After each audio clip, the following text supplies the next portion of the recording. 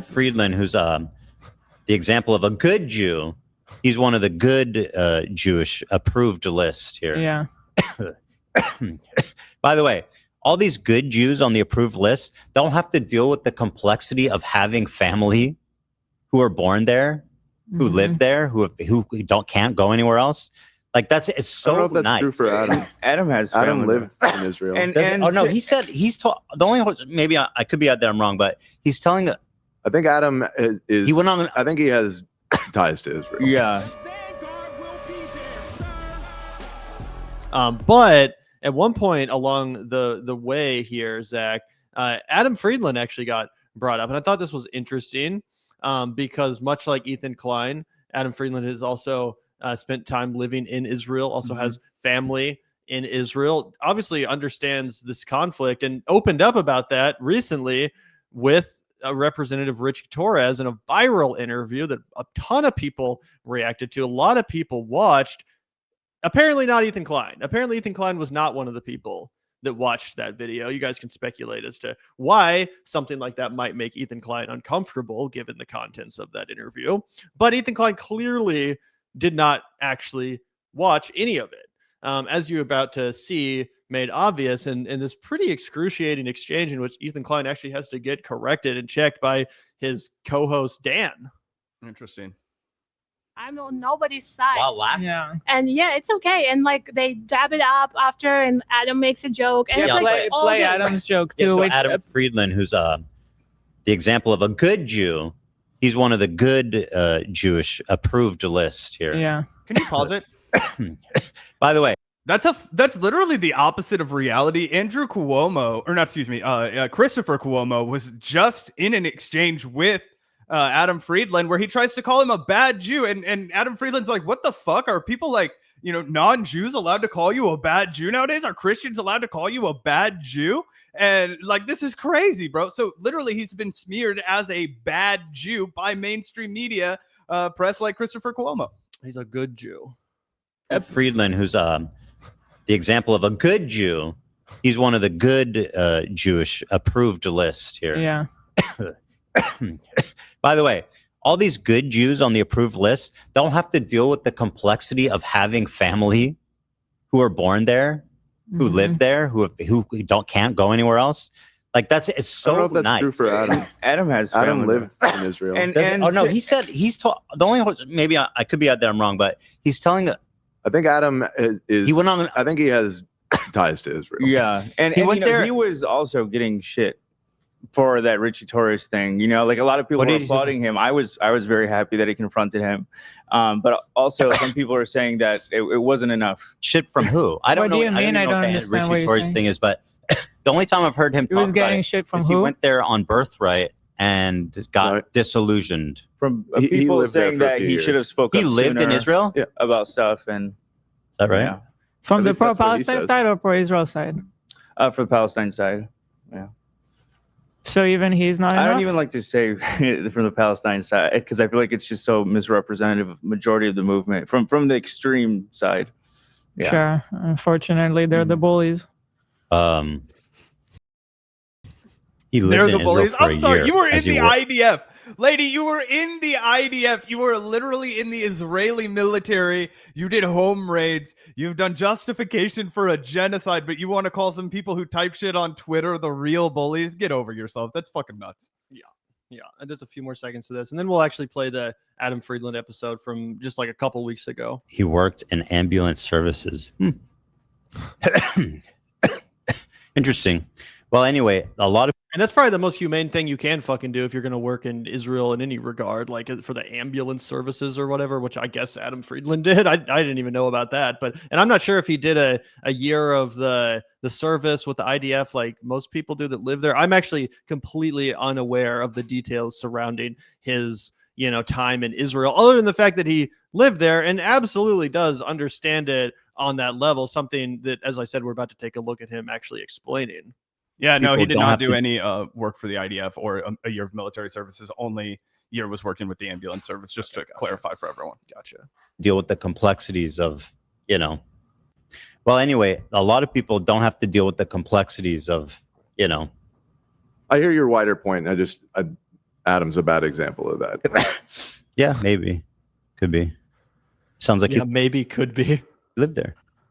I don't feel So again, completely just trying to smear Adam Friedland, who's also obviously a Jewish comedian, and someone who's been very open and honest about his own relationship to Israel and to Zionism, specifically regarding some of his Zionist family members, which obviously a lot of people in that community can relate to. It's a very serious, issue in the community, specifically for a lot of older Jewish people. And obviously there's been no ends of brainwashing involved. But either way, let's take a look at, Adam actually talking about this from literally like 2 weeks ago, August 27th.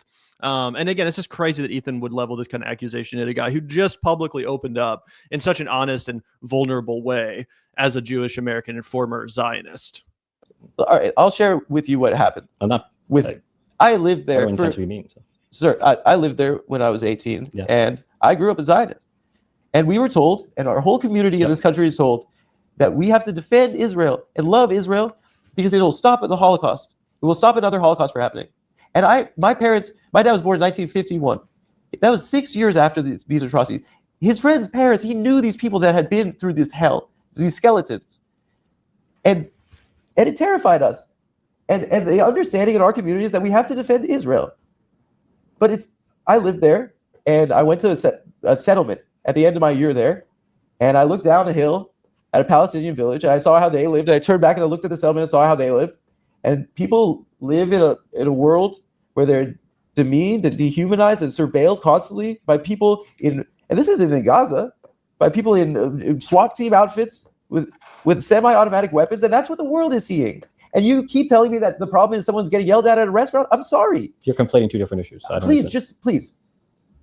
Me saying this to you right now will hurt people in my own family, okay?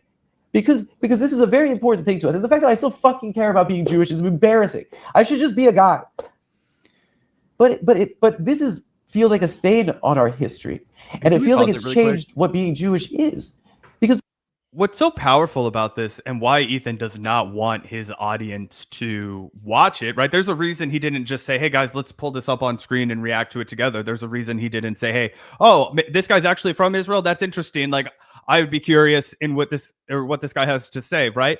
But if he does that, he risks doing something, which is actually showing his audience that there is a way to balance your proud history of being a Jewish individual, the thousands of years of Jewish persecution, the Holocaust being a recent memory. He, points out like, these people were skeletons walking around. It deeply impacted him, but all of it was not enough for him to avert his eyes from what's happening now. Right. So he doesn't have to throw away who he was. He doesn't have to be embarrassed of his Jewish identity, even though he makes it clear in that exchange with Richie Torres. If you watch the whole thing, it's difficult for him to balance it, right? He talks about, how am I supposed to feel as the Jewish guy with the Star of David when there's a Jewish symbol on this flag that's doing an ethnic cleansing? He was like, it hurts him so deeply. And to watch him be vulnerable and to watch him be empathetic towards the Palestinians and not be, suspicious and caustic and hateful like Ethan and Gila are, but to actually be warm and interested and actually to do some introspection and be like, oh my gosh, the things that I was taught as a self-preservation mechanism has now been weaponized and used against me. This love for Israel, this idea that I have to stand up for other Jewish people and keep them safe, is now being weaponized and turned into a meat grinder to kill innocent, powerless women, children, elderly, just like, in the past when the Holocaust was done or used as a means of doing that to Jewish people, right? And he's able to draw those parallels and he's able to speak about it, honestly and emotionally in a way that Ethan has never, ever, ever been able to, because Ethan is not, an authentic humanitarian person who just wants to see peace. He's a fucking rabid Zionist. Yeah, 100%. And I think that's ultimately why he couldn't even bring himself to watch the Adam Friedland conversation in the first place. It's one thing not to share it with your audience and react to it live on air. I don't even think Ethan could stomach just watching it himself as a man, because it would have made him feel so small. He would have looked at that and said, well, this is how you could maturely communicate these, conflicting feelings. Instead, what has Ethan Klein spent the last 3 or 4 years doing ever since this genocide really started in earnest? He's spent that time playing the fucking victim, acting like I'm the fucking victim. Me and my family are the victim. There's a literal Holocaust going on in the modern era that we're all watching, yet somehow the Kleins are the victims of it. That's what he's spent doing instead of what Adam did, which is honestly discuss and give insights into the situation as someone who, does have family in Israel, which obviously complicates the fucking emotional, understanding of this for anyone. And the fact that Adam was willing to be honest about that and willing to be vulnerable about that, instead of just pretending to be the victim because he was having to confront things that were awkward and uncomfortable in his own belief structure and his own ideology. Of course, that's going to make you feel small, and it's going to make you feel like a coward, which he 100% is. And it's just, disgusting that he continues to play the victim. Yesterday's entire live stream was about how, again, not just how the Kleins are victims, but how the whole H3 community is a victim. And they're all being persecuted by all these loudmouth pro-Palestine lefties online that are just, determined to smear the Kleins and to be anti-Semitic. So that's his analysis. And of course he couldn't stomach watching Adams. Yeah, I 100% agree. And I think the other, thing that's kind of a dark cloud over Ethan Klein is the fact that he might not even, according to people in chat and according to people on Twitter, be the most popular person on H3 anymore.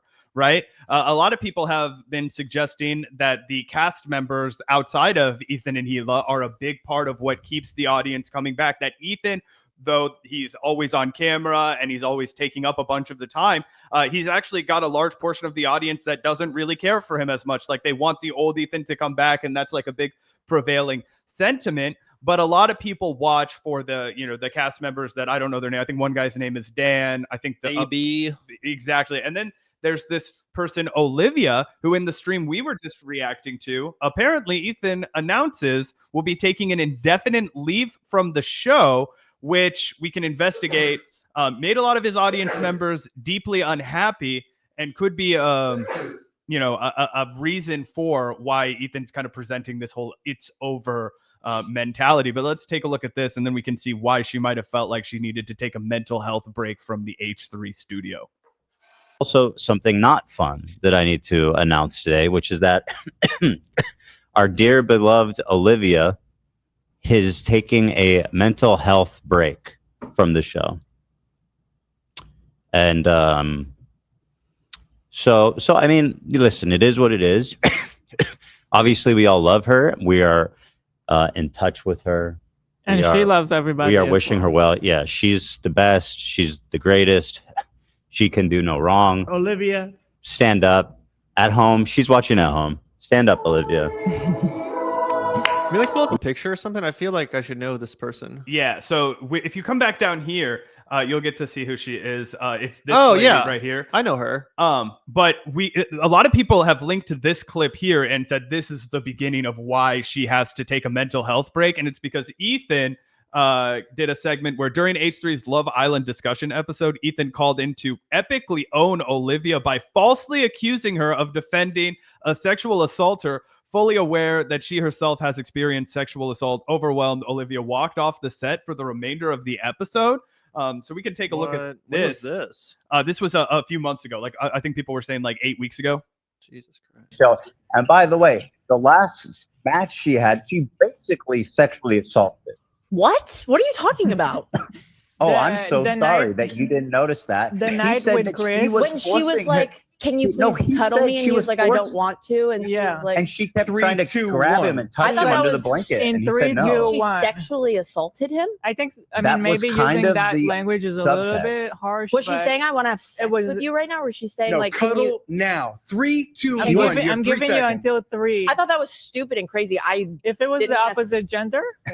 If a guy did that to I agree with you. I don't like it, but I probably wouldn't have said that he sexually assaulted her. It was the opposite gender, and a guy said, "You need to come do physical touching with me now under the blanket," and I'm counting down from 3. I thought that was crazy, and then it didn't happen, and they didn't further that conversation. She was like upset about it. Well, they were upset about it later, but he has already been there. There's nothing really wrong with this conversation other than the fact that this person herself has experienced SA, so it might be kind of like weird or uncomfortable to be bringing it up around her.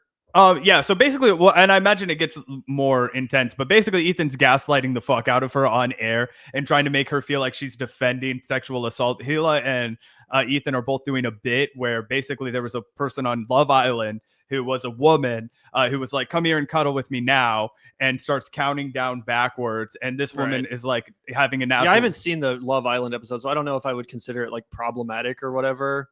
But I get that if she's experienced that, then being like, this is this, similar thing as to what you've experienced probably would be kind of cringe. Yeah. Yeah. And I think that she's defending it too, actually. She's saying, oh, it's not that big of a deal. Like, it's just cuddling. But Ethan and Hila are trying to make her feel like she's defending sexual assault. No, yeah, I get that. I get that. That's why I'm saying, like, if you actually have experienced real sexual assault, then you'd be like, bitch, this ain't the same thing. Yeah. Very mean to her before that. He was not mean. No, gentleman. All the way around. He was such a gentleman. He told her to shut up like 5 times. Are you kidding? Look, I'm not. He was not mean. During I that thought baby challenge, he kept telling her to shut up, and she was like, "Stop telling me to shut up." Oh, I didn't. Okay, Yeah, it's possible hold to on. That's skip that neither because here. the That's show was not getting like, too relevant long to my for me. point. Hold on. Wait. That's not relevant to my point. I do think It doesn't matter how mean. episode.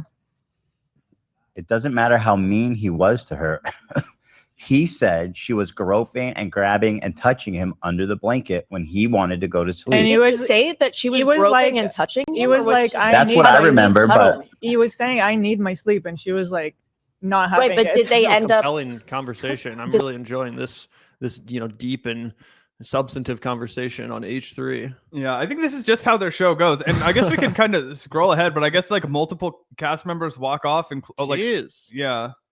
Oliver, Love Island, fuck. Yeah. Oh, very weird that she. Olivia. No. You don't gotta feel. I mean, I agree with you. Yeah, like you don't have to recall the whole show by. You know what I mean? Like, there's half the people in this room have a different recollection of. I don't want you what to happened. feel like stress and. You feel bad. I'm sorry. Oh, No, this lady's like crying. Olivia, don't. Okay, you didn't do anything. I don't recall what he's didn't talking do about anything. either. To be honest, Aw, poor lady. because it's so much in one season. It's a lot. It is a lot. Yeah. Want to take a break? Yeah, you can. You try to find the scene if you want. No, I don't want. No. I don't. Okay. It's just You want me to? I'm sorry. I didn't. No, you're fine. No, You want me to cover for no, you from for a the sec? show. You're completely right. I'm with You you. want to go take a few minutes? Yeah. It's fine. So just like clearly not a great work environment. Like I don't know. I don't know a ton about Love Island either, but clearly Ethan was trying to unnerve this woman and make her upset, and then it worked, right? He made her cry on air, and it was like, oh, haha, that's such funny content. You've humiliated this woman, made her feel really bad and guilty, and gaslit her into thinking that she supported some, poor woman's abuse or some man's abuse or whatever. And now she's indefinitely leaving the show, and people are pissed off about it. Yeah, I mean, again, I don't know the actual Love Island episode in question. I can't really comment on like whether or not this dude like trying to get this chick to cuddle with him was like rapey or like I can't really weigh in. But that is weird, and I imagine that maybe that is where the whole Olivia thing started. Maybe it has nothing to do with that. Maybe like her mom just died, or maybe she's something's going on in her personal life. Obviously, we don't know actual intel as far as why Olivia's taking a break, but definitely a piece, a clue as to potentially the friction behind the scenes. Oh yeah, definitely. And Gato Fumador goes into it and provides some context. He says, advocacy against rape culture is core to Olivia's identity, which Ethan is perpetually trying to undermine as retribution for the crew being too woke about the politically correct way to say the R word stuff during the previous episode. Olivia is keenly aware that H3's parasocial cultist audience is likely to run with Ethan's version and chase her across the internet, accusing her of being a hypocrite who supports sexual assaulters. This is literally already happening. Being gaslit and made to doubt her own perceptions in the context of this specific subject is probably in a weird way mirroring some of her unpleasant past experiences. So pretty interesting stuff coming out of the H3 house, and just another example of how dysfunctional and cruel and weird Ethan Klein is. Yeah, what a shit show. Truly, what a shit show. Yeah, and just to rub salt in the wound, they launched Godzilla designs on Teddy Fresh. Just seemingly to piss me off. You know how much I'd love to have some licensed Godzilla designs on the Vanguard store. You know how much I would fuck with that. And then this piece of shit launches his whole line of of fucking clothes based on my favorite monster, my favorite fucking movie series. What is this shit? Yeah, this is some bullshit. Absolutely crazy. And again, just to put the fucking final pin on this, what really was pissed off Olivia was apparently after the show was over, it was confirmed that Ethan made up that entire thing. And according to Gato Fumador, entirely against his will, he's now seen all the footage and all the podcast appearances discussing this. And the groping, grabbing, and touching under the blanket was 100% fabricated by Ethan. So he just made it up so that he could tell her that she was supporting like some poor man being assaulted against his will on camera and try and gaslight her about it. And apparently this Olivia woman is very sensitive to that topic matter because she herself has been a victim of it and has made advocacy against sexual violence a core part of her personality. So yeah, I think it was just Ethan being a manipulative little fucking bitch, trying to drum up some content for his show at the expense of one of his own crew members who's now on, indefinite mental health leave. Yeah, that's crazy. I wonder if she'll come back. Yeah.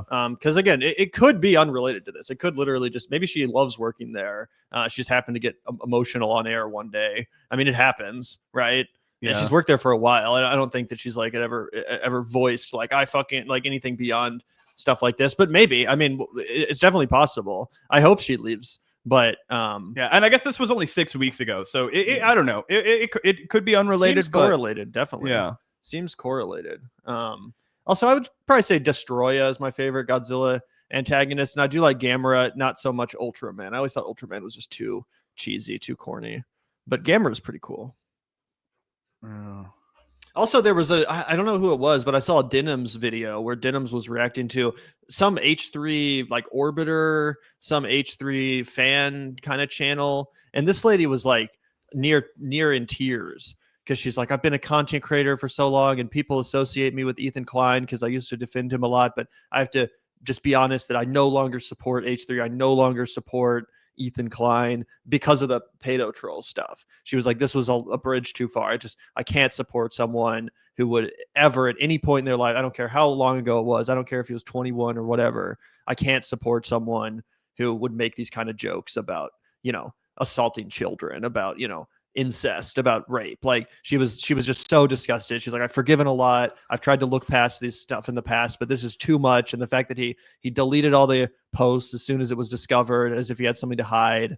Apparently her name was Sasha, and she was like a big H3 fan, and she was just like, I've had enough. This is the last straw.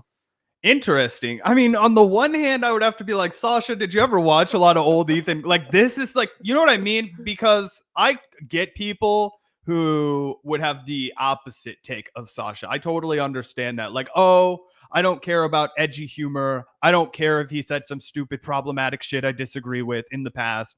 As long as he would have kept it 10 toes down on Gaza, I would have kept listening to H3. Like, I wish that Leftovers with the Sun was still going on. She wasn't really political, though. She was just like a normie type that probably like has kids or, she's probably just like, whoa, what?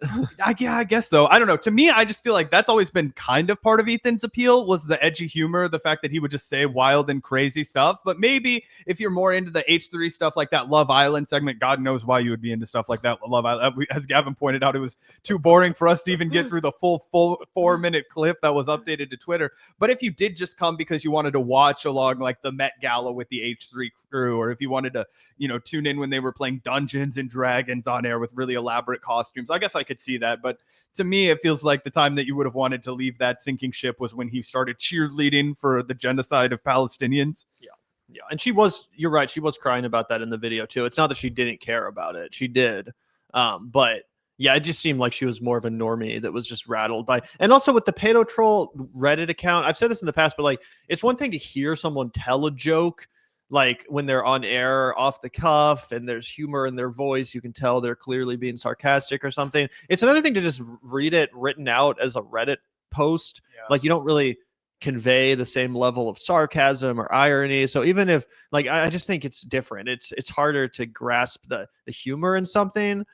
When it's just written out, it's like, what's even the joke? You're just pretending to be a pedo. How's that funny? Versus like some of the edgiest stuff on air.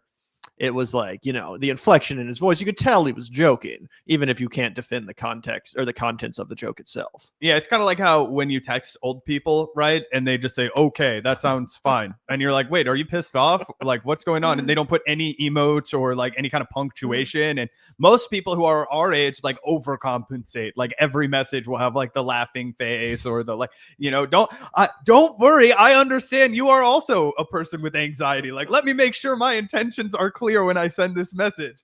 We're friends, you know, because that's how young people are. They just operate that way. I feel like in the same way, you know. Yeah, 100%. Either way, Ethan Klein in decline, still in decline. He's been in decline for a while. He's like a rock that's been dropped into the ocean at a deep point right over like a trench. So it just continues to sink.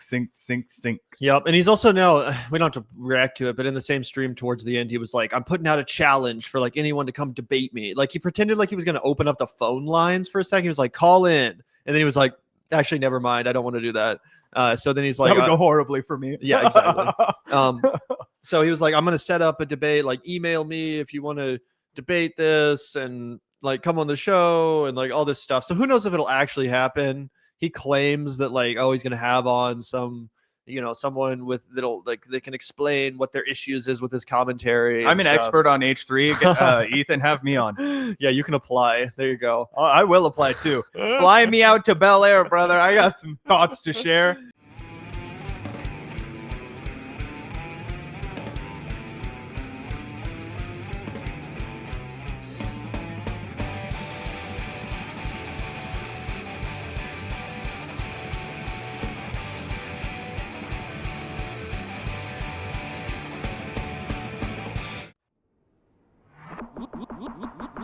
Look out the door if you hear an ambulance. The Vanguard will be there, sir. The Vanguard will be there, sir. The Vanguard will be there, sir. The Vanguard will be there.